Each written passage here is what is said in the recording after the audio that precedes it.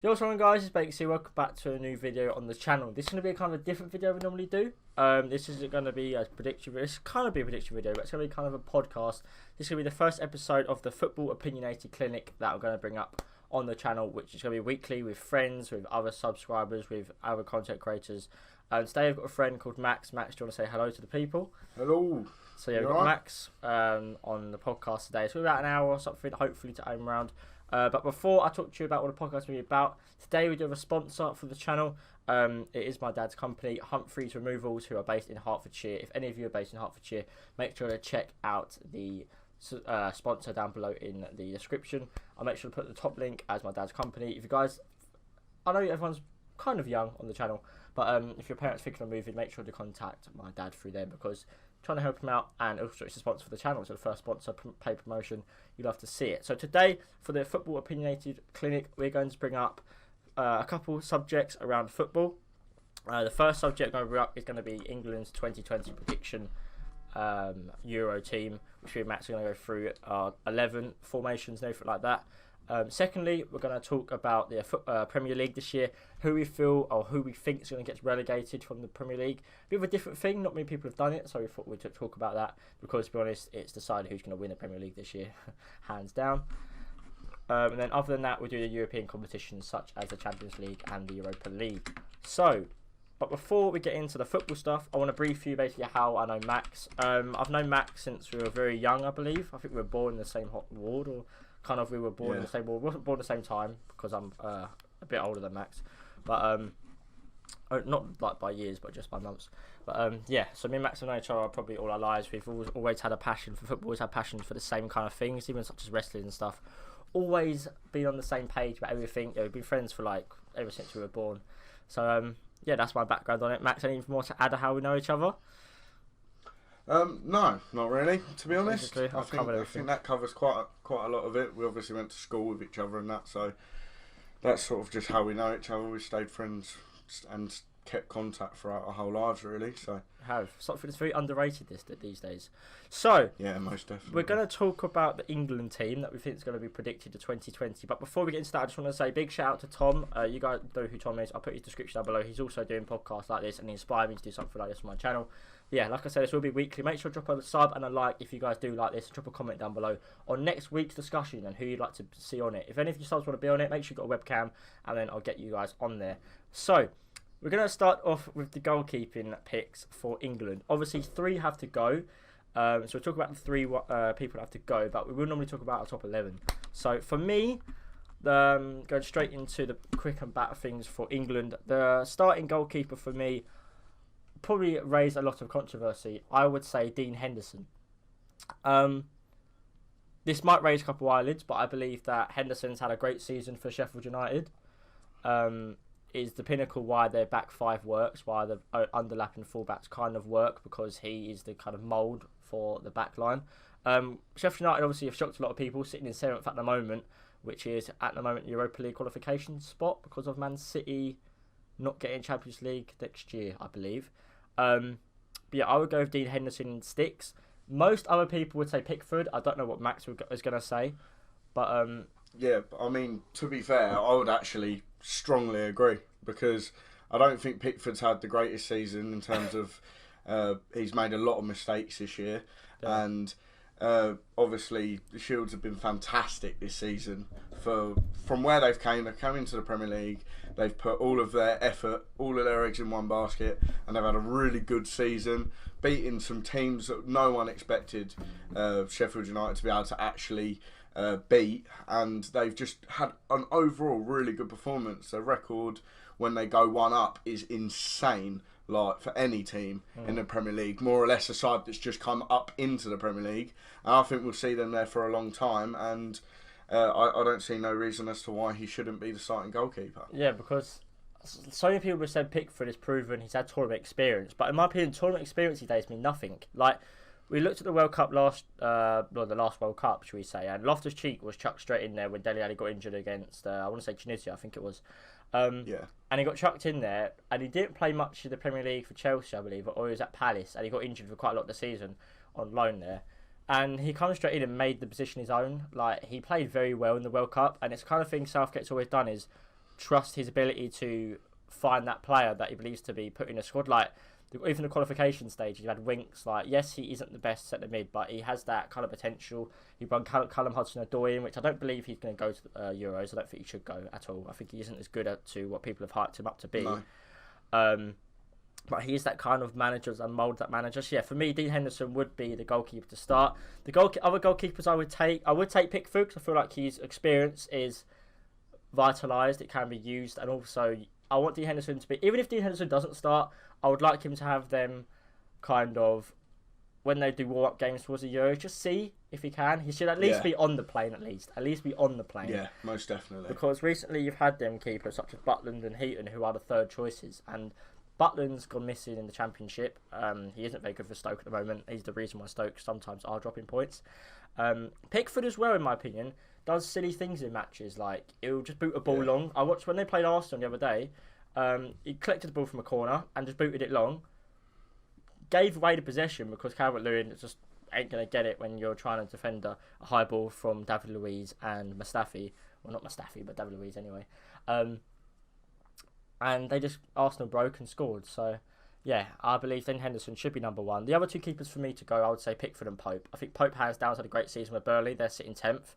And if you had to go on ratings for the Prem, Pickford, just, I don't know, it's weird about Pickford because he's a great shot stopper, but in my opinion, I feel like Pope is so gangly and he does make great saves, same as Henderson. And Henderson's so commanding for that Sheffield United team. So, yeah, I would go Dean Henderson in net. Yeah, I couldn't agree more, to be honest, because I think if you look towards the future of the England squad and how we sort of want it to end up shaping up, you're going to have Dean Henderson in the sticks in the future anyhow. So getting him in the sticks for the Euros, I think, could be perfect, because even if he might not have that experience as of yet, when is he going to get it unless he actually starts getting it as soon as possible? And it's going to be the perfect time and the perfect tournament to bring him in. Yeah, and you can't disagree that he's probably going to be David De Gea's successor for maybe in 2 years' time. Yes. He did say that he doesn't want to be sitting on the bench for United, so he could possibly stay at Sheffield United. You never know, because Sheffield United, on the budget they're on, they could end up mending into a decent team. You know, no one expected Sheffield United to be up there where they are. But yeah, this is England. We'll talk about Sheffield United so much. But yeah, Dean Henderson, there you go, mate. You're in my England team. Right, I'm going to play a sort of 4-2-3-1. I know you can play far at the back of England, and it is kind of a mould that Southgate might play for at the back. You know, when he played Walker at right centre back, some people have said that. But I'm going to go for back four. So I'm going to say my back four reasons why, and then Max, you can follow on from me, or you can disagree or agree, say what players you're going to put in. Sure. For me, my right back is going to be Trent. I don't think there's a better right back in the world at this current moment in time. What he brings to a team works in the Liverpool system so much. He has nearly as many assists as Philippe Coutinho did in his whole Liverpool career in one season. So I think that's insane. And he's just got so much going forward. Yes, you can have a defensive fullback as in Aaron Wan-Bissaka. Our right backs are like stacked. You can't say they're not. Even you've got Wan-Bissaka, defensive fullback, isn't too good going forward, but you're not conceding many goals down the flank he's on. Whereas Alexander-Arnold is kind of exposed to that. He has been exposed recently as a Liverpool player when people get in behind him. Like, he isn't one of the defensive fullback, but nowadays you don't really find many defensive fullbacks. You find a lot of attacking fullbacks. So yeah, that's not really anything that you can look upon. Another right back you could include in the Euro squad to just go could be Reece James. I think he's a great prospect. Most definitely. The crosses he whips into the box, like, second to none. I don't think he ever misplaces them. Like, players have always been in the right positions. The amount of goals that he crossed in last year for Giroud in the Europa League, and this year for Tammy Abraham, when they obviously were starting off, played very well. Obviously, Tammy hasn't had the best of form recently and got injured. So yeah, that's been my right back. For my left back, you could argue Chilwell or Shaw. At this current time, you know what, I would say Chilwell, even though he hasn't had the best campaign so far because of all the transfer speculation with Chelsea. Even a Leicester fan I watch on YouTube said he hasn't been playing the best, and obviously Shaw hasn't been playing the best either, but he is kind of playing decent in the Man United's new system when they play far at the back with him tucked in like Azpilicueta type centre back. I don't think we should include anyone in the team such as like Danny Rose. I feel like his time's gone for an England place. Yeah, most definitely. 100%. So yeah, they're my two wing backs or full backs. Trippier as well. We forgot about Trippier playing in Spain. He could possibly go as well. He's done alright for Atletico Madrid. my two centre-backs now, obviously it's going to be Harry Maguire, let alone if you like him or not, he's going to play for England because he's great form in the World Cup, and he is Man United's captain, so it'd be a shame to not see him go at all. And the other centre-backs, I would argue you could either have Gomez, you could have Tamori. He hasn't played the most recently, but he is a very good player, in my opinion. I feel like he's missed in that Chelsea back line. He's got pace as well, a lot of pace. And Mings. Now, I'm going to say I want Tyrone Mings next to Maguire. I think that partnership would be insane. Mings is the kind of reason why Aston Villa are on the verge of staying up. I feel like he is such a big leader. He's got so much potential. Like, ever since leaving Bournemouth and Ipswich, he went to Bournemouth, played as left back, didn't really find that position at Bournemouth, got shipped out to Aston Villa, helped then get promoted to the Championship in his first season on loan. Now he's there permanently. I feel like Mings is absolutely astonishing. Like, some of the things he does, his clearances, he puts his body on the line for everything. I know Gomez is a prime centre-back and a prime partnership for Van Dijk for Liverpool, but if you question how Gomez would be without Van Dijk, I feel it would be a lot worse. I think that's only because of Van Dijk, and Gomez would be a great option from the bench, but I would say my back four would be Alexander-Arnold on the right, Chilwell on the left, with Mings on the left side centre-back and Maguire on the right side centre-back. Now, Max, what system would you play? I'll play exactly the same as you. I don't think we need to go 5 at the back at all. I think we need to play with confidence because we actually have better players going forward now, and we have a lot more options that we can explore going forward. Yeah. So I would definitely go with 4 at the back. I would agree with you most definitely with Trent Alexander-Arnold. I think he's the best right back in the world. There's the sort of crossing techniques that he has as a player. I don't know if we're going to see that actually put to its full potential in the Euros, to be very honest. Because I think when he's playing in that Liverpool side, he has Mo Salah, he has Mane and Firmino that are getting in insane positions. And I would obviously hope that going forward we would have that at England, but I can't tell you that from right now. But I think he's insane and he needs to be in the squad anyhow. Yeah, indeed. Also, I'd bring Aaron Wan-Bissaka as well because he's been fantastic for Man United. I believe... even though people might not believe he is, but he's pulling off incredible tackles in games. He's got a lot of pressure. He's gone from a smaller club to a bigger club, and he's expected to perform. Obviously, the price tag was quite high when he came, but he's played very well this season, and no one else has got into that position because of him. So I would definitely bring him as well. Agree or not, whoever, I would definitely do that because I think he needs to start. Yeah. He needs to start getting some experience as well within tournaments.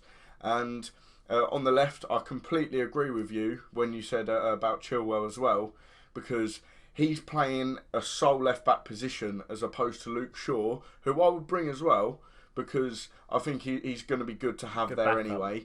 Yeah, most definitely good backup. He's got experience, but he isn't playing a full season at left back because of obviously I don't know what the guy's name is. Brandon Williams. He's Williams. He's a very good player as well. He's a very good player. He is very good. So we're seeing Luke Shaw actually tucking into that centre half role more often than not at the moment, which it's never going to be a bad thing, but that's why I would have him second to Chilwell because I think Chilwell's got a lot of confidence whether he's going forward or defending. And now here I would actually I'd argue a little bit for the centre back roles. I'd most definitely have Maguire in there because he played fantastic in the World Cup. Yeah. And he's dominant. He's a dominant centre back, and he can score a goal when he needs to score a goal. And that's what you want from a centre half. You want someone that's going to be well structured at the back, and someone that you can really rely on. And we could in the World Cup, so I don't see why we should change that for the Euros now. Mm. And then also, I would actually, this might sort of like spark a few minds. I'd put Kyle Walker at centre back this Euros because I don't think we should change our team incredibly from what it was in the World Cup because the World Cup did so well. And I would actually put Kyle Walker in centre back and see how it goes, and potentially bring John Stones as well because I think he's very good. But if obviously after a few games it's not going too well, obviously Mings is a fantastic person to bring into that role as well. I do agree he's a very good player, but I would make sure that our two centre backs are very experienced in terms of national football, and I wouldn't let that change because I think we have a very big chance to progress very far in the Euros. So I want the most experienced centre backs we could have, and I believe Kyle Walker and Maguire would do that for us. Yeah, it's interesting you bring John Stones in, because that's not really someone I want to see in England set up at the moment. Mainly because he isn't playing for City, and you could argue the two last tournaments we've had, such as the World Cup, he let Mandzukic go to score that goal, simple throwing. You should always defend that to centre back. When it's in the semi-final in the last minute, non-forgivable for a nation, and we might not get there ever again in our lifetime, considering so many more nations are upcoming youngsters. Youngsters upcoming are playing very well, so I never forgive him for that. And also UEFA Nations League, I don't know what he was doing against Netherlands, but he single-handedly gave that goal away to Memphis, I believe you scored, for us to not get in the final. I feel like John Stones' ability to understand when to pass the ball, when to knock it long has decreased. I feel like he always wants that because of the style under Guardiola, and some centre-backs like Maguire and Mings know when to hit the ball long. Obviously, Mings and Maguire have great position passing as well as Stones, but Stones doesn't always know when to mix it up. And I feel like... I think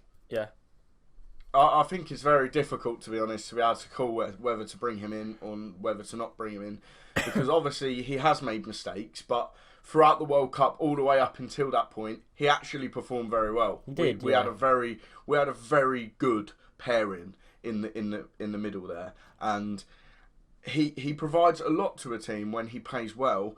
But if you look at the likes of Mustafi this season at Arsenal, I'm not going to say he's one of the best defenders in the league, because by far he isn't. But although he's made a lot of mistakes in the past for Arsenal, and a lot of people have wanted him gone for a long time, me as an Arsenal fan, if you couldn't tell by my bed behind me, I'm very happy with Mustafi being in the squad right now, because he's performing well. And you can't give the only way you can actually see if a player's going to perform well is by giving him that chance to play, which he hasn't really had this season. So I think it's very difficult for Gareth Southgate to actually come to that decision, and I would respect him if he left him, and I would respect him if he brought him. Yeah. So I think the defence, the full-backs are nailed down. I think they would be the centre-backs and Maguire. I think it's that other choice that people will debate about, because it could easily be Gomez. It could either be maybe Michael Keane. Yes, I think he's shite. Yeah. You can swear this podcast, by the way. Obviously, don't be over. Because it's a podcast. We're not even a podcast, just a debate. But you can argue that Michael Keane could go. He's played in a lot of the qualifiers leading up to this tournament, but I don't want to see him anywhere near the team. I think Michael Keane's fucking useless. I think no wish being there. Tomori's upcoming, better than him. So I think the centre backs should possibly go. But it's a good debate. That's why I like these kind of videos, because I think Mings is a monster. Mings and Maguire, the partnership, I feel could be absolutely insane. But I don't think a lot of people will include Mings. I feel like even some people may say Tomori in the back three, maybe with Walker on the right, Spore on the left, with Maguire in the middle. But I feel like it could be a possible thing to happen. Yeah, most definitely. I think it'd be very good to bring Mings, even if he doesn't start. I would see how it goes with Walker, and for me personally, I would see how it goes with the two, because I think they're very strong together. They've obviously had experience, and we don't want someone like Mings to come into the squad. And I know it probably wouldn't happen, but him and Maguire haven't had too much time in terms of pairing within the national squad, and we wouldn't want that to affect our chances of winning, because let's be very honest, we most likely on paper we're the team to beat this year. Yeah, we are most definitely the team I to definitely beat. think that. When people are saying about the Euros, I feel definitely we are one of the better teams in the Euros, other than France and Spain. I don't know about Spain, because they've got players that have kind of faded away, and all their old players like Xavi and Iniesta have obviously gone, and they've obviously replaced with people like Isco and people like that. But I think Spain are. I think the most interesting part about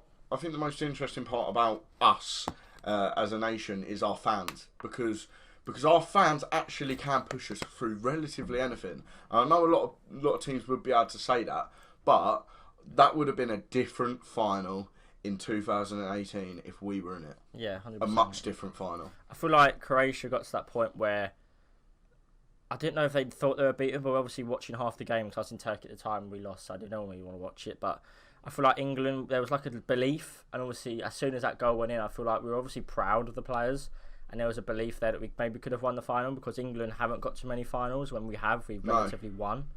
So defenders sorted. Obviously, Kyle Walker as well. I didn't even mention it. I forgot about Kyle Walker just because, to be completely honest, Man City this year have just kind of done their thing while losing 6 games, and they've kind of just been that team that's second and fighting with Leicester for that second spot. So yeah, Kyle Walker definitely should go, but I feel like Alexander-Arnold is levels above. And the thing is about our team, we've just got so many youngsters coming through that our teams will get better as the year goes on. But it's going to be brilliant. So. Yeah, defence sorted. Midfielders now. I'm going to change system I'm playing now before about my midfielders. So I'm going to fit them in. I'm going to go with a 4-3-3 defensive with a defensive midfielder and then 2 like centre mids who are kind of like box-to-box attackers. Obviously, sitting in front of the defence, a lot of people probably don't rate this bloke, but I feel he's most underrated centre mid in the Premier League, and that is Jordan Henderson. I'll play Jordan Henderson as the CDM floating centre mid. Obviously, for Liverpool now, he's more of an attacking threat. With Fabinho who plays in that position, and he's kind of got the box-to-box mandatory service he does, and he's actually, I think, he's vital to Liverpool's season. He was injured against West Ham, and I think it comes to show that they lack so much creativity without him. Henderson, people might not know the stat, it's a bit of a guru stat.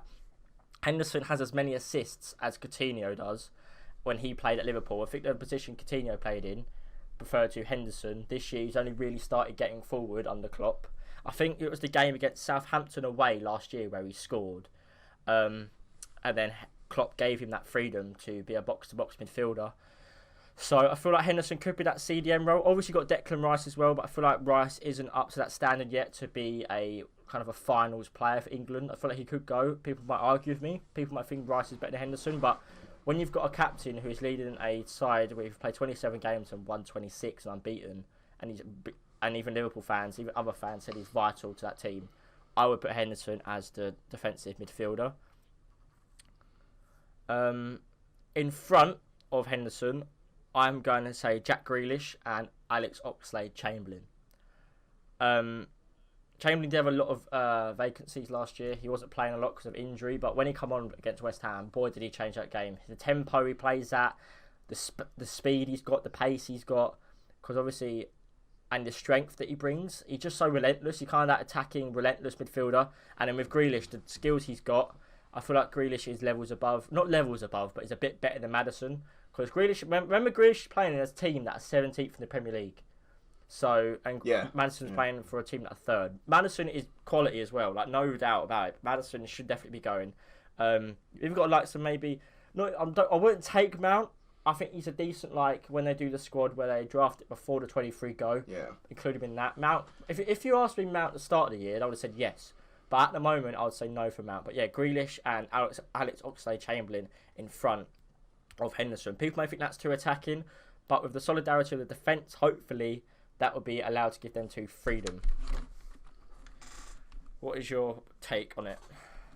I think it's quite interesting, really, because you've obviously got some incredible midfielders in there, and for me personally, I could not agree more with Jordan Henderson. I couldn't agree more because he is a phenomenal player. He's played for Liverpool for an incredible amount of time now. He's developed, and I would actually say, even I wouldn't even care about his age. He is in his prime right now. He is playing at the best ability that he has ever played in his life, and he is playing fantastic. He's still in a Liverpool team that is so good. So good, and there are so many midfield options, and he's getting started every single week and he deserves to be there. He deserves to be there as well. Obviously, he's a skipper, he's doing incredibly well there, but he does actually deserve to be there. He provides quality, whether it's going back or getting forward, he can do both. He's a fantastic player to have in there, and I would most definitely have him in my team. And I would struggle really to say in terms of who I would have because I'm not too sure if I would rather have someone alongside Henderson that are both sitting back, or if I would have two players just sort of sitting in front of him. But if I was to have players sitting in front, what I would have sort of Oxlade-Chamberlain in the midfield, as you said, because I think Klopp has done absolute wonders to actually provide a midfield option for Oxlade-Chamberlain. Yeah. Because when he was at Arsenal, we never thought about doing that with him. He did actually say, like, he said to Wenger, like, I'm a centre midfielder. And Wenger was like, no, you're not. You're a winger. But Henderson proved that, and he went to Liverpool with a team that arguably is levels above the team that Wenger had.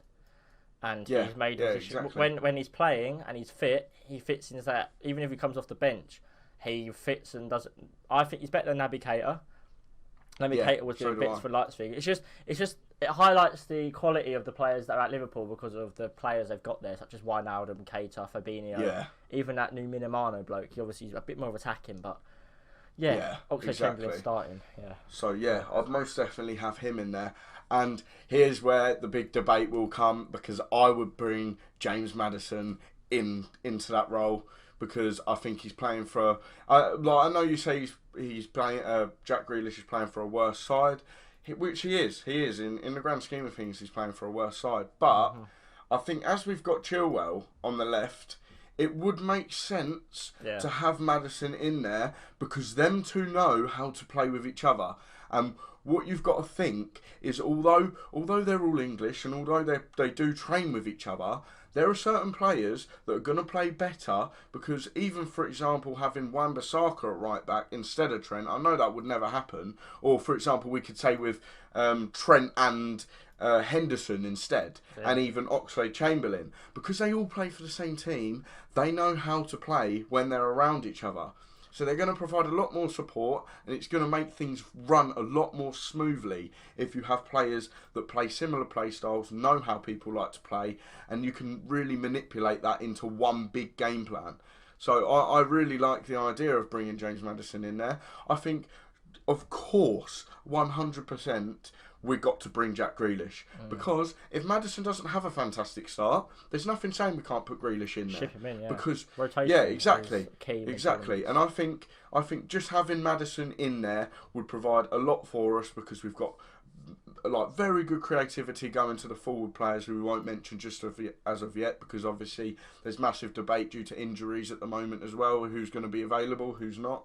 And I would most definitely have him in there, because he can score when he needs to. When he's getting, he can push into those gaps. It doesn't matter how far out he is. He can drill a ball in with so much pace, whether it's going towards a player or towards the goal. I think we should bring him in, and that's what I would do if I was Gareth Southgate. Yeah, but I think it's a very, like, I couldn't give him any.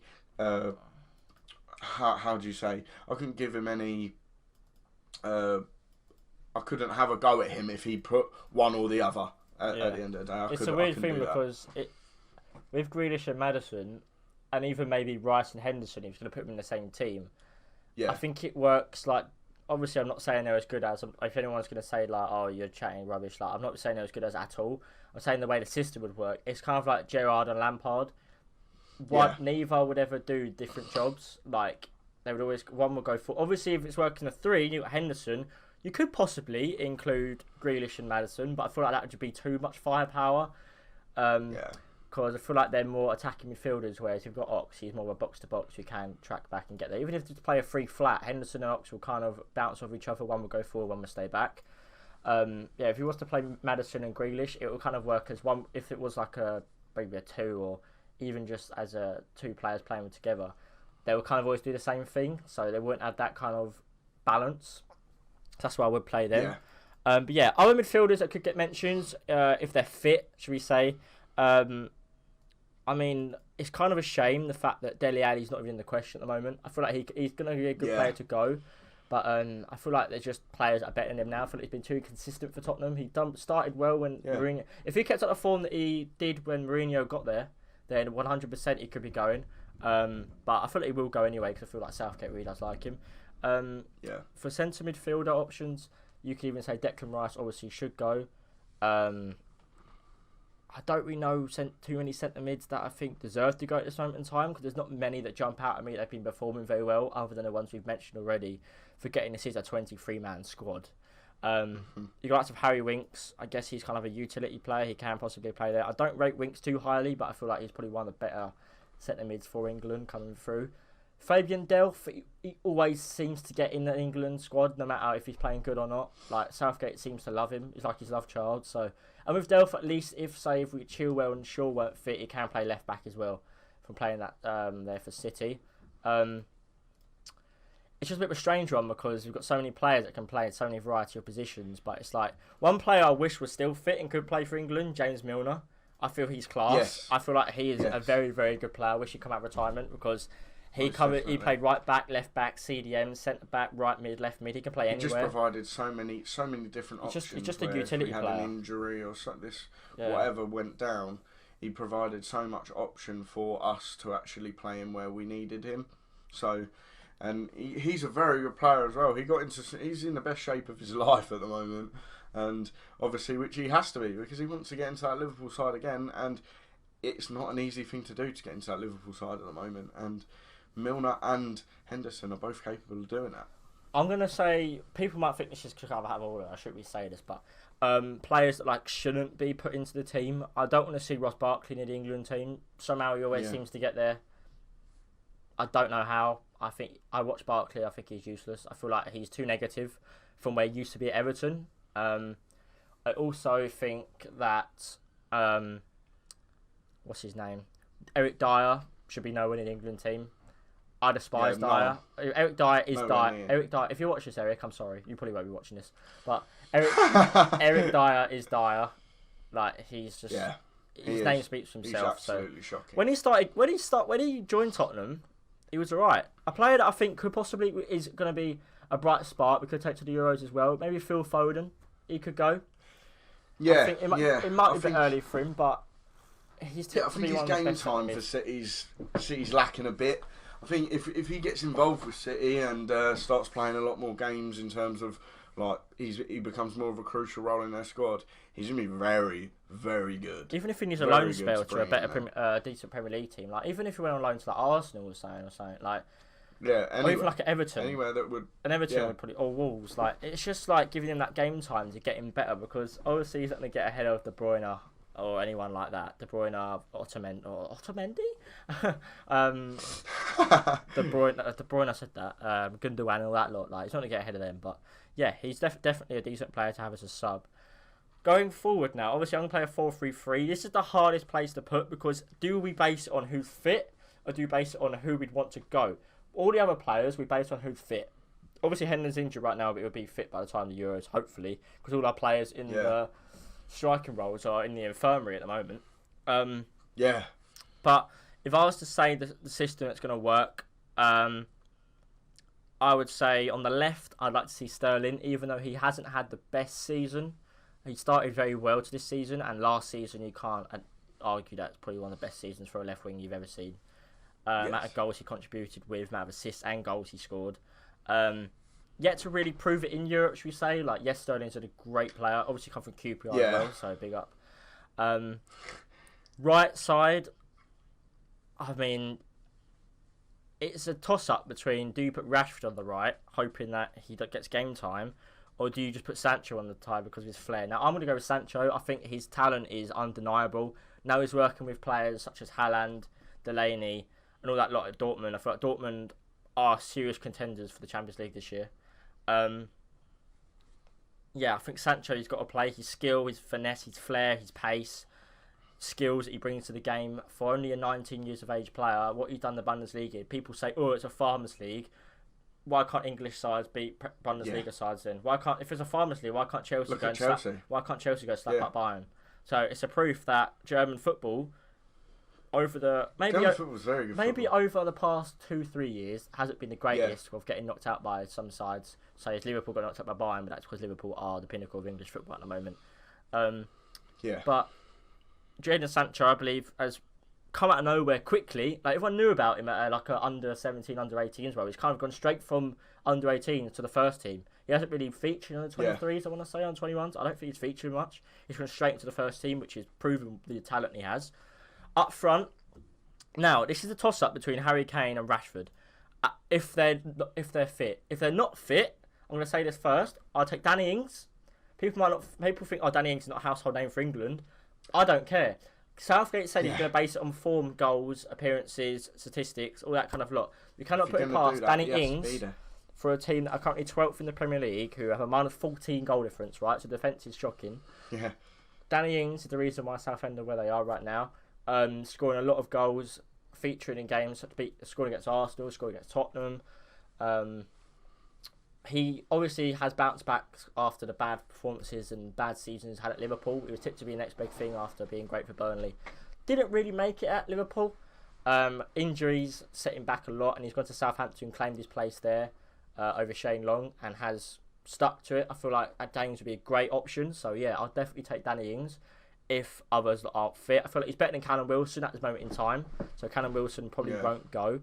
Another player that I feel could be featured is Dominic Calvert-Lewin. I feel Dominic Calvert-Lewin's hold-up play is immense. Definitely. His pace, his positional awareness in the box as well when he plays is insane. And the way he can sometimes score a goal is phenomenal. We saw his goal against Arsenal, how he scored that scissor kick. It's phenomenal. So yeah, one player I'd like to see come out of retirement is Vardy. Let alone his age. Oh, please! I want Vardy to come out of retirement. The pace he come on, I wouldn't say start him, but have him on the bench to come on. The pace as he's got and the aggression that Vardy has, what he supplies you, second to none for anyone else in the Premier League. He hasn't had the best couple games. I think he scored 2 goals in 7 games at the moment, but he definitely can bring you something different to what Rashford and Kane Most can. Definitely. I feel like because he's captain Kane, he will start. Personally, yeah. I mean, it really depends because I think Kane at the moment, it's going to be a struggle because he's not been playing football for quite some time now. I think he's going to struggle to get back into that Tottenham side. I really do. I think he should struggle if Mourinho doesn't be his bitch and let him straight back in, because his team actually hasn't performed too poorly overall itself. But Kane has been injured, and he's getting to a stage where if he gets injured one more time and it's just as bad as this, I could see his career taking a tumble. I really could. Yeah, the thing is with Kane is I feel like he will go straight back in that Tottenham side after Mourinho's interview saying he's got no strikers, where he's got 3 in the hospital, so obviously that's Kane. Who are the other Tottenham strikers?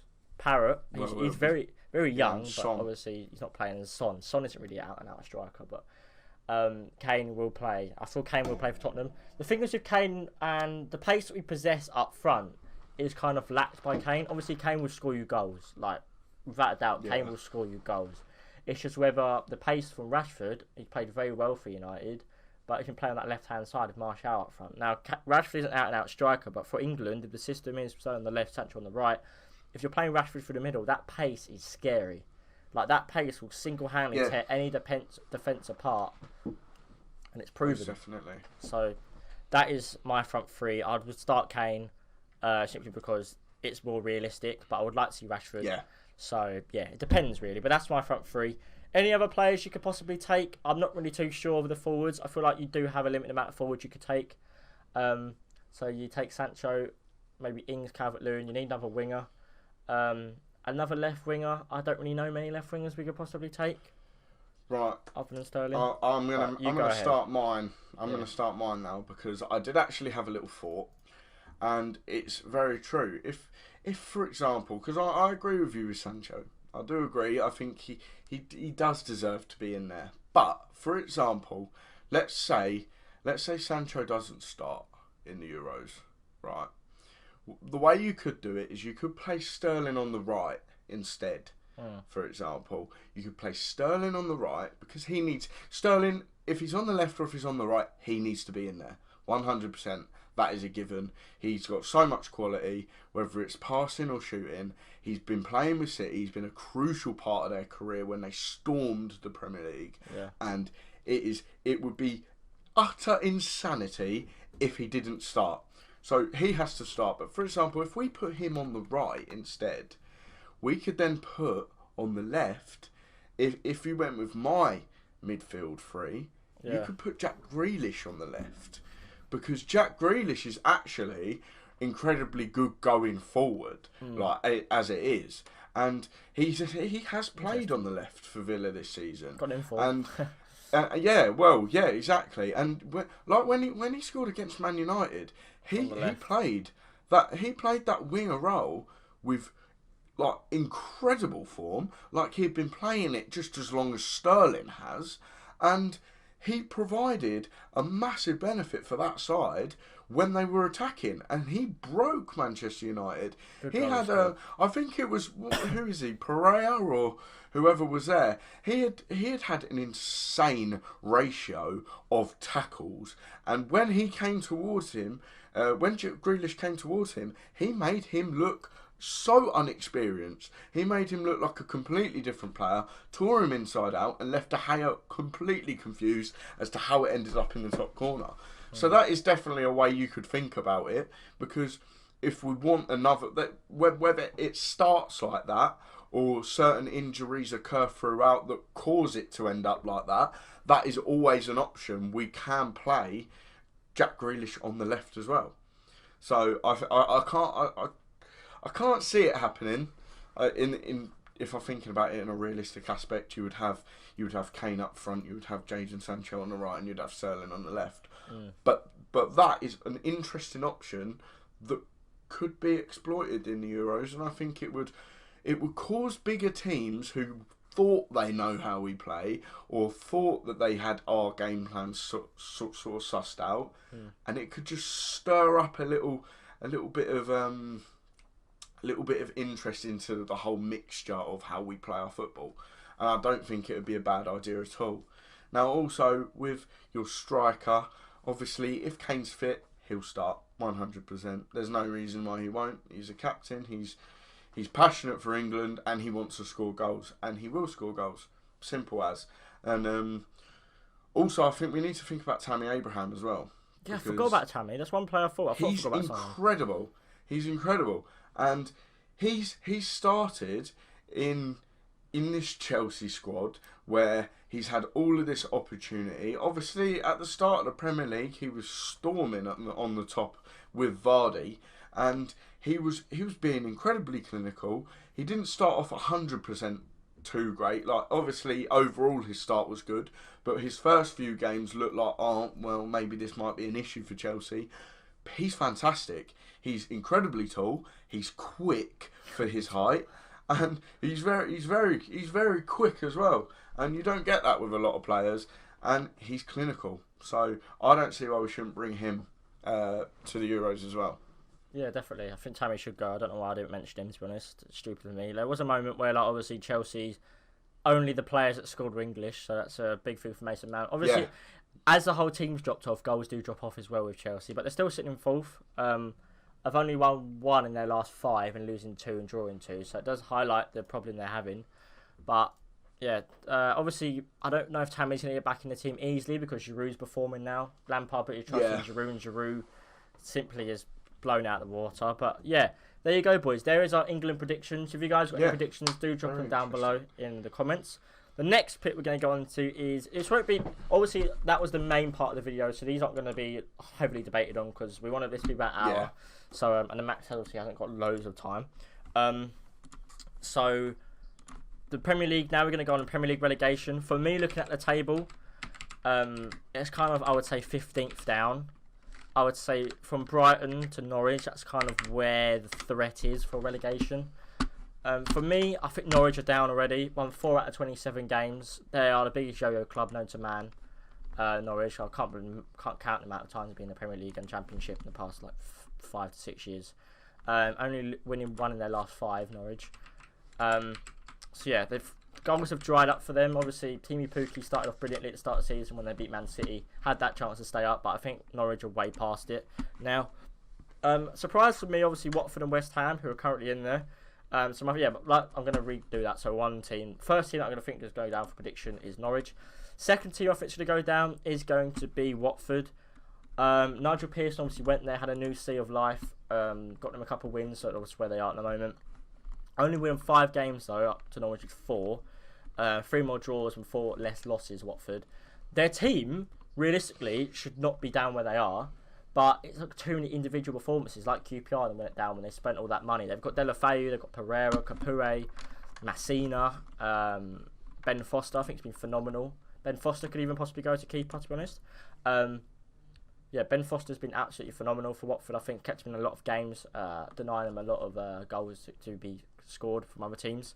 So yeah, I think Watford are going to go down as well. I just feel like they haven't got they've only scored 24 goals in 27 games. That's as bad as Norwich.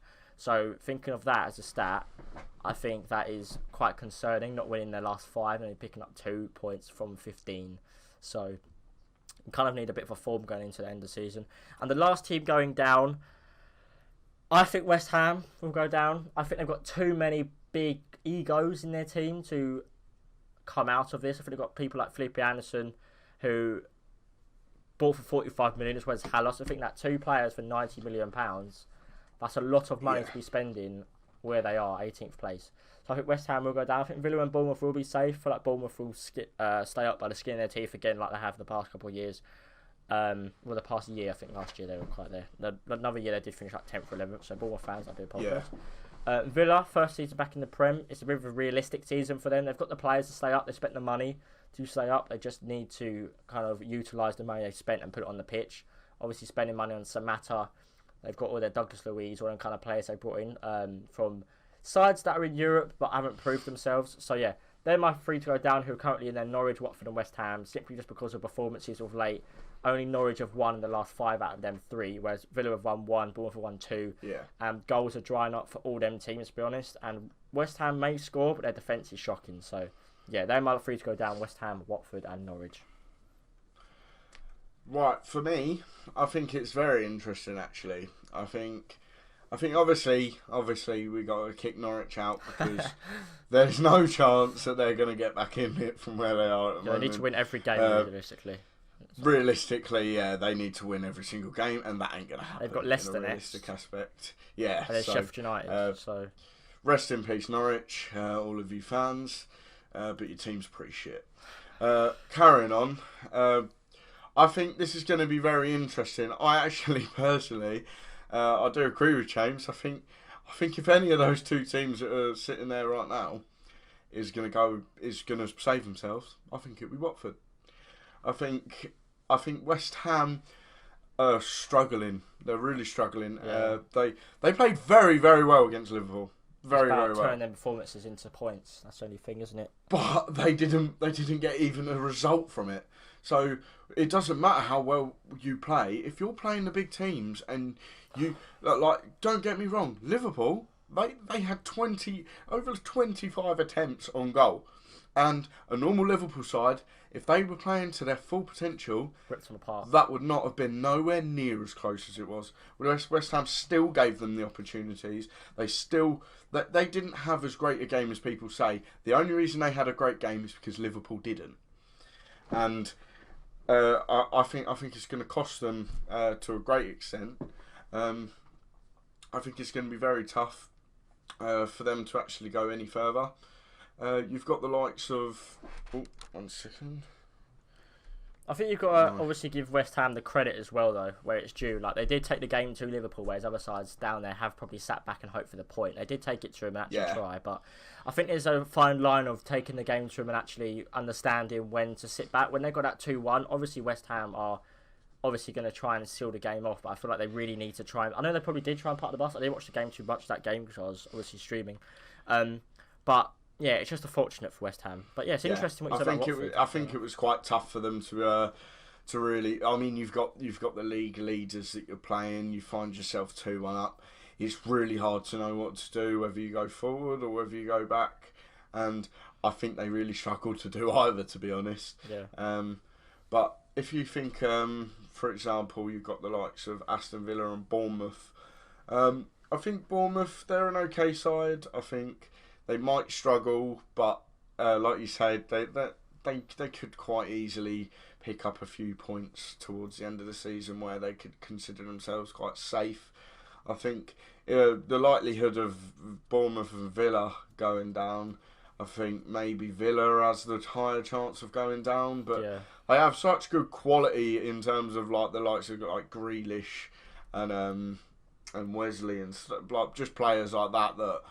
Some of them are obviously more average than others, but I think they're quite good in terms of surprising other teams. where they might feel like that they should be okay, and then they score a goal, and then it leads to 2 goals. So I think the bottom 3 as it stands right now, which obviously is Norwich 20th, Watford 19th, and West Ham 18th. I think it will remain the same, but I think Watford will finish 18th and West Ham will finish 19th. Right, into the Europa League now. People probably think we're going to Europa League before the Champions League, but I mean, Max supports Arsenal, so we thought it just suits to go Europa League first and then Champions League after. Because there's a lot of discussion about Europa League as well, rather than, in my personal opinion, more about Europa League. Because it's so open this year from the sides that have maybe got, who have been kicked out of the group from third, and some teams haven't actually performed as well. With the Europa League, obviously you've got the English sides such as Wolves, you've got Arsenal, Manchester United in there. Wolves crushing Espanyol away from home 4-0, so Espanyol need to score 5 to even have a chance of getting through to the next round. So I think Wolves are through. Arsenal beating Olympiacos. Was it 1-0 away? Was it away? Yeah, Arsenal? 1-0 away. Arsenal 1-0 away. Oh no, Wolves beat them at home actually. I'm sorry, at home. And then it was just a bit strange for Arsenal because I saw the team and I thought he might have gone more for firepower than that. But yeah, Lacazette scored, so big up to Lacazette. He's trying to prove that he deserves to play. But obviously, Eddie Nketiah did score, so fair enough. But getting a 1-0 win against Olympiacos. Olympiacos are a decent side in Greece. Manchester United drawing 1-1 away at Club Brugge. I feel like Man United will bring that home and get the victory that they are needing. Yeah, I mean, you'd be very surprised if they couldn't pull off the result there. Incredibly surprised.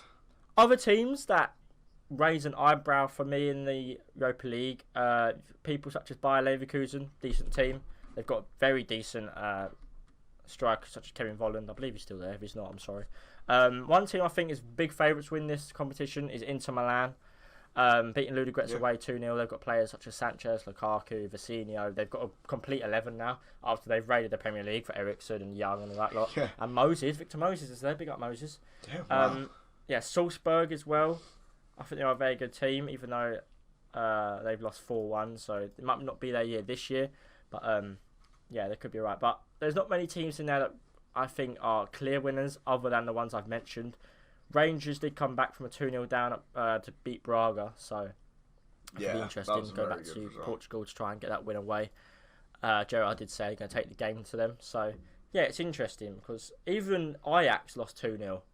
I thought Ajax were the key favourites to try and win that after getting kicked out the Champions League. But obviously, Ajax haven't got the same kind of players they have than last year, so losing De Ligt and all them players. But that's my take on it.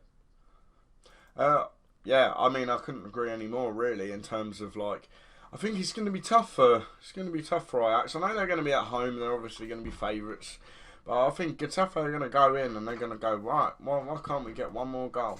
Yeah, and I think they'll really give them a go. But whereas a lot of people, I think, thought Ajax were probably favourites to win the whole competition, and I think with Inter, I think the toughest thing is let's talk about. Let's not talk about the results from this sort of few weeks because it's going to be interesting anyhow. But and we sort of covered it, and what James said is pretty much correct. I don't really see any things that could be really argued about that. I think if the likes, I think obviously Arsenal, great contenders to win it. I'm not trying to big ourselves up. I think we've been in it for. We've had 2 very good seasons in Europa League where we've performed incredibly well and came close. We got to the final and we got to the semi-final. And who did you lose in the semi-final? Atletico Madrid, wasn't it? Atletico Madrid, yeah, and then obviously Chelsea. but we're going to be going to win. We're undefeated so far, so we played very well in the actual Europa League itself. You got the likes of Man United, who are obviously going to want to get in towards Champions League football. However, if they finish in 5th where they are right now, and no changes are made, they'll get in there anyhow because of Manchester City's ban. So, obviously they're going to put all their efforts into that. But obviously, I'm hoping as an Arsenal fan that they fuck up. You got Inter Milan. Good team. Inter Milan, they've got an incredible side, but one thing I think they'll very much struggle to do is beat Arsenal or Man United. I actually really do. I think if they come against them two teams, which the likelihood of them doing so in the final or coming up against them at some point will most likely happen, it would be very surprising if those teams go out with a more random side, and I think they'll struggle against a Premier League side because they have what some would say a failed Premier League side, and it's performing incredibly well in their league. But me and James both know the league is so much slower, and that's why Lukaku suits it as well. Because he's obviously been fantastic. He'll do one of his stupid touches, but the pace is slower.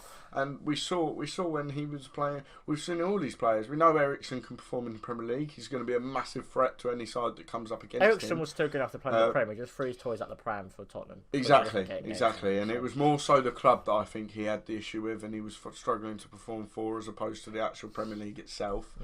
And obviously you've got the likes of Roma in there. They're a good side as well, and they can't be written off. You can't write off any big sides. You've got Porto and Leverkusen. They're very good sides. Obviously, the first three that I've mentioned are obviously more likely to come out on top. Ajax, I don't think they're going to win it this season. I think they'd do very well if they won it. I don't think they have the side, obviously, of which they had in the previous season. I think one of the most saddest sort of like parts about it is you can go from being an Ajax fan for last season to watching a side in the semi-final of the Champions League to watching them lose 2-0 to Getafe in the round of 32 in the Europa League. Yeah, it is so harsh, but that's how football works. If you're not a big QPR fan, you're going to have people taking that. Yeah. So I don't think there's too much to talk about. If you had to say your outright winner right now on the spot, who would you say it is? You could be biased. I don't really care. It's just a prediction. Yeah. If you've got belief in Arsenal. I think it's tough. I think Arsenal. I actually do. I really do. I think it will be an Arsenal Man United final, and I'd like to think that we can do it. We've showed that we can do them in the season. And depends on the draw. Do they cross each other? I haven't seen the actual. I don't know. I haven't really checked it out. But yeah. I think over two legs we could do it. I think we'd struggle to do Man United over two legs, but if we get in the final, I think we can do it. Yeah. Personally, for me, might be a big shock to a lot of people. I've got two winners that I think possibly could win it. I think Arsenal are a great side. I just think when it comes to winning trophies, other than the FA Cup, they seem to kind of stutter. Yeah. So I hope. I'm obviously a QPR fan, but a lot of my family support Arsenal. So for their sakes, I hope Arsenal do kind of win it. I feel like they need a trophy to get back in the Champions League, where arguably they do belong, but obviously recently with the wrong employment. I think the biggest part for Arsenal's future now, I know we're not really talking about specific sides, but if I was to say, I think the biggest part of Arsenal's future now has to be breaching that Champions League football in any way, shape or form, whether it's the league or if it's the Europa League, because we need to sign quality defenders, and we won't do that if we're not in the Champions League. Yeah, I feel like the thing with Arsenal is it's hard to predict them as the Europa League winners. Yeah. Based on their Premier League season. Like the season they've had has this. Honestly, I want to say this season is probably one of the most elite quality seasons, other than maybe Leicester, who have stepped up after going back down where they were after winning the Premier League. Arsenal are not performing in a season where not many clubs have got much quality, bar Liverpool. Like if you see Liverpool. I think it's actually kind of odd, really, because you've got the likes of if you can think of it in the grand scheme of things, Arsenal have lost 6 games in the Premier League, but only won 8. Yeah, that's the issue. We haven't had, and it's weird because we seem to have a better strike rate than we do that, but it is levelling it out at the back, and we're not performing awful. I can't remember how specifically how many points it's. So I mean, if you look at, so we're on 37, and Man United, who are 5th, are on 41. So it's not actually, if you look at it, it's not actually as far off as people are saying it is. No, it's just a position, and it's Twitter and all that hate kind of stuff. But it's just you the can't 13 look. You can't clause, look. really. You can't obviously as well. If you're doing a prediction, you can't look past it. So and it's a lot of good No, European teams. no, For me personally, people may think I'm very mental, and obviously, I think personally for me, and I'd love to see it happen. Like I would love to see it happen. I think there's two winners. Personally, for me, like if I get proved wrong, fair enough. People may think it's probably the most bold prediction.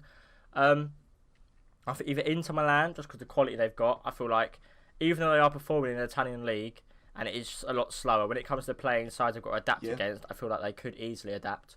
And I feel like with Lukaku playing up front with Martinez, with Eriksen behind, or any other player they've got behind, such as Brozovic and Vecino, the system they play, I feel like it could easily benefit them in the Europa League.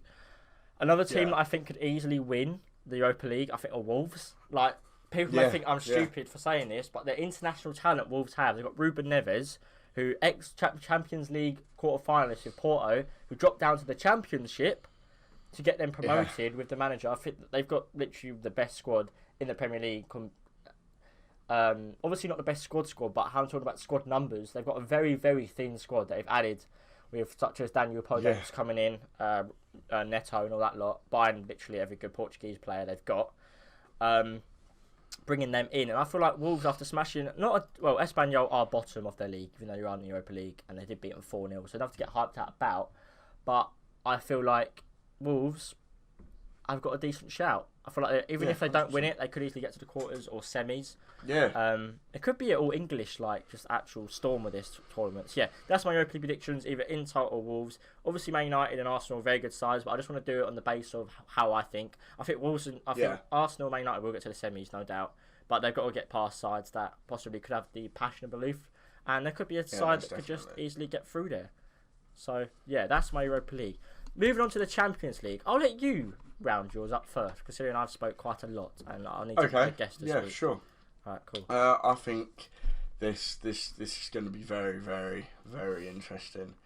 I think it's very hard to call in terms of how it goes, and I believe City. Obviously, we're watching. We're making this video on Wednesday. So Lyon and Juventus kick off their first fixture tonight, and Real Madrid and City also kick off their first fixture tonight. So we don't know the results. Yeah, so we don't know the results of these. I believe Real Madrid are going to turn them over. I really do. Really believe Man City are going to struggle. I reckon they're going to go out to Real Madrid because Madrid are finding form. Like they're struggling. They've had a really odd season, let's be honest. But I think that I generally believe Real Madrid have the potential ability to annihilate Manchester City. And obviously, if they lose this fixture, it's going to be hard for them to really turn it over, because all they're going to have in their mind whilst they're playing this next fixture is if we don't win this, we're going to have 2 years out if our appeal doesn't come through. I think personally that will get overturned because they're City. I think it will go to 1 season. I think they'll definitely be out for 1 season, but I don't know about the second. But I think they deserve to be out for a season, so I think it will. I don't think the whole ban will be overturned. They're definitely going to be out for a season. You see, for that, we're going to get a big fine or transfer embargo, I reckon.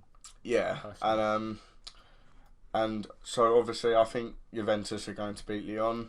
Juventus are going to get through with ease because they have the likes of Cristiano Ronaldo, who's going to take them through. I think in the next load of fixtures with Napoli and Barcelona, it's going to be interesting, but obviously you would favour Barcelona at home to turn over Napoli. They've got Messi, they've got an overall incredible squad. It's not quite to the standard as what it was originally, but it is still nevertheless Barcelona, and they are going to go through in a realistic aspect. Bayern Munich, there is no coming back for Chelsea. 3-0, 3 away goals. 4-0 at Bayern Munich. Yeah, so they need to win 4-0 away, and I just don't see it happening. I don't see them going over to Bayern and Bayern not scoring at least one anyhow. Tottenham versus Leipzig. I think Leipzig are going to beat them. I don't think they've put enough research into Leipzig. I think Leipzig are fantastic in the Bundesliga. They're a great side, and Tottenham wasn't ready for it when it came to playing them at home. and especially they defending really their set struggled to pieces. find the back of the net, and they struggled to do. Yeah, they couldn't keep up with the pace that Leipzig had to offer, and I think Tottenham really didn't expect Leipzig to go at them as much as they did. But they did, and they won. They got the result, so they're going to obviously. There's no writing Tottenham out of that because it's only a 1-0 loss. There's nothing saying that they can't go and better them in the next leg, because obviously you'd think about the Ajax result last season. Atlanta versus Valencia. I think obviously you're going to see. You're not expecting to see either of these sides win the Champions League. Atlanta won 4-1. I'd be very surprised if they don't go through, and then Dortmund versus PSG. Wow, I love that fixture. I think that is going to be very interesting. I think I can't call that. I really can't. All PSG need to do is win 1-0 in that fixture and they go through. Yeah, but are they going to stop Haaland Eric? now? Yeah, they're going to stop Haaland for 90 minutes. I don't think they will, because they didn't, and he scored 2 on the night, and I think we could see a shock exit for Paris, and I'm not going to lie to you. And I think it'll be time Atletico for Paris. Madrid versus Liverpool. It's going to be very interesting, but it's Anfield. We've seen teams go with a 3-goal advantage to Anfield, and they've come back out the losers at 4-0, and that was the best side in the world one of the best sides in the world at the time, Barcelona. Yeah. So I'd be very shocked to see Liverpool not win it, and if I'm gonna call a, obviously you can't call a final, you can't call a semi-final because you don't know how the draws are going to be. If I was to say a winner of the Champions League this season, I would say Liverpool or Juventus. Yeah, that would be my selection. Okay, cool. My side of things, I think Bayern Munich are through, easy, done. Barcelona went at home against Napoli. Napoli are a very good team, but the consistency they'll have in the Serie A themselves, I don't know where Napoli are in the league. I think they're 3rd or 6th. 3rd or 6th. I can't actually remember. Atalanta, I feel, are going to be this year's Ajax. I think they've got a great squad. Darun they've got from Atalanta, from Middlesbrough. He's absolutely transformed. They've got Maxi Gomez, little Argentinian bloke. They've got Ilic up front. So yeah, I think their side are very good. I feel they could go far. I've seen beating a Valencia side that aren't too bad. 4-1. Yeah, I mean they're all there. Yeah, I think RB Leipzig will knock Tottenham out. I think Leipzig's team is insane. The players they've got, the defence they have is so tall, so quick. Yeah. They've got Sabitzer in behind Werner. I think Timo Werner is probably one of the fastest and most clinical strikers in the world. Or you could say in the league at the moment, because in the world maybe not, but in the I think Werner will end up at Liverpool, considering his comments and show that he's interested. Liverpool, Atletico. Now, a lot of people expected Liverpool to turn Atletico, but Atletico under Simeone are so stubbornly defensively. I think Liverpool will need the whole 90 minutes to maybe score even one to get it back on track. Can Liverpool break them down without Henderson and without his leading spirits? Because that is in it's in March, the next game, when they play Liverpool. It's Wednesday, 11th of March. So Henderson probably will be back by then, to be completely honest. But it's whether Liverpool can, because this year with Liverpool, they've had the quality over the people in the Prem to just go break teams down, just like that. And Spanish football is a lot slower and a lot more stubborn within the fact of the way they play and how they defend. I think Atletico will just sit on the edge of their box and just ping everything up top. Is Costa still there? I don't know whether Costa's still there. Yeah, they're hoping to have him for the Liverpool game. By the looks of it, he will be playing. Okay. So I think Liverpool have got a harder fixture than any of the other English sides. Obviously, Chelsea, I think that's out the window. But yeah, you know what I mean? Like, Liverpool are just kind of... It's going to be hard, but... They're going to have to score within the opening 15 minutes, I believe. Yeah. Borussia Dortmund, Paris Saint-Germain.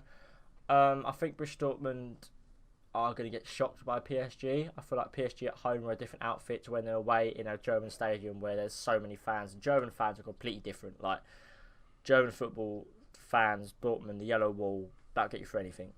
Obviously, they have faltered recently. Bayern are somehow top again after having a terrible start to the season. I think that is what German football is about. I think Bayern Munich do come back.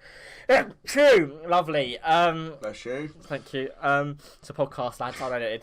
I think PSG will come back at them. They've got Pablo Sabri, yeah, you know what I'm talking about. Sarabia. Yeah, that's it. They've got Neymar. They've got Cavani, Angel Di Maria. I think it will be an interesting game, that one. I think that's one of the hardest ones to call, to be honest. Yeah. Moving on to Lyon Juventus. Lyon are no pushovers. I think it'll be interesting, but Ronaldo in the Champions League just has some sort of just ability to just turn a game Magical over powers. Like, he's won so many Champions Leagues by, like, single-handedly. Like, he took Real Madrid over the line against Atletico, I believe, twice. Real Madrid v Man City. Now, I think this will be one of Man City's better years in the Champions League, not knowing that they might not get another chance at it for 2 years, going to go fully at it. This Real Madrid team are decent, but I feel like they're very vulnerable at the back. Couture apparently has had a great season, but after seeing him concede the goal they conceded against the team they just played, I can't remember who they played, Morales called Levante, that's it. Conceding the goal he did, I think Real Madrid are a lot worse than what they were. I think Spanish football is getting a bit worse because I don't really notice Spanish football that much anyway these days. If there are any Real Madrid fans watching, I am sorry, but let me know what's going on. So obviously, this is our opinions, right? So football's all about opinions. Yeah. So don't 100%. think that me and Max are nowhere by saying we're claiming we are the gods of this. But yeah, We're not correct. No, we'll quickly wrap this up because obviously Max has got to go to work. But yeah, I'm going to say Man City are going to turn over Real Madrid. Personally, I think Man City will get through. Yeah. The outright winners for me, personally, looking at all the teams left, I think the final will be Liverpool versus Bayern Munich. Obviously, you can't predict the final, but I feel there are going to be 2 teams left, or Juventus. But my outright winner, I'm going to say, is Bayern Munich for this year's. Bayern Munich is going to be this year's Champions League winners. I feel Liverpool come close again, but I just think Bayern Munich are different gravy. They've got so many players in positions that they don't need backup. They've got Alaba at the left back. They've got Alphonso Davies as a backup. He's absolutely incredible. His pace is so good. So yeah. I mean, the thing that I think is incredible about football, right? So if we have a quick, just before we sort of like wrap this all up, if you think about it, for example, Liverpool, they could smash the final of the Champions League if they got into it, but you got the likes of Bayern Munich. They beat them last season. I think Bayern Munich would struggle the most if Liverpool, who they faced in the final. However, I think they're very capable of winning the Champions League. And you have the likes of Juventus, Barcelona. It really depends who you match, because whoever gets matched up with each other and whoever gets knocked out can really affect who wins at a Champions League every single year, because certain teams will not perform against other teams as well as they have done in the past, or because obviously you had the likes of Liverpool knocking out Bayern Munich last season. That was a massive outrage. No one thought Liverpool were going to play as well as they did against Bayern Munich. Bayern's only backyard as well. Yeah, like it was all incredible. It was a very good Champions League last year, and I think we're going to have it this year. I think we're going to have the likes of Atlanta potentially go very far because of their immaculate team that doesn't look incredibly great on paper, but then when they come onto the pitch and they actually really perform, it is interesting. I really don't know who's going to win. I think it's incredibly hard to call, but I'll go Liverpool. Yeah, it is a hard one to call. But you're going to go Liverpool, I'm going to go Bayern Munich. So there you go, boys. This is episode 1 of the Football Opinionated Clinic with JBAKES, or we call James, and with Max. Thank you, Max, for being on the Opinionated Clinic today. First episode. I'm pretty certain there's going to be more you're going to see Max in, because he's got a lot of time for me and I've got a lot of time for him, so he'll be able to help this series out as well. But yeah, hopefully you guys understand that this is only our opinions. This is why it's called the Opinionated Clinic. This isn't something that me and Max think we're going to absolutely destroy. We'll remember this podcast, and if one of us are right, we will rub it in your faces. 100%. I mean, we could most definitely do a second podcast to this podcast after all the results are out later on in the year. Me and Max definitely will do one where we review the England squad that's picked, and maybe do a Euro prediction as well.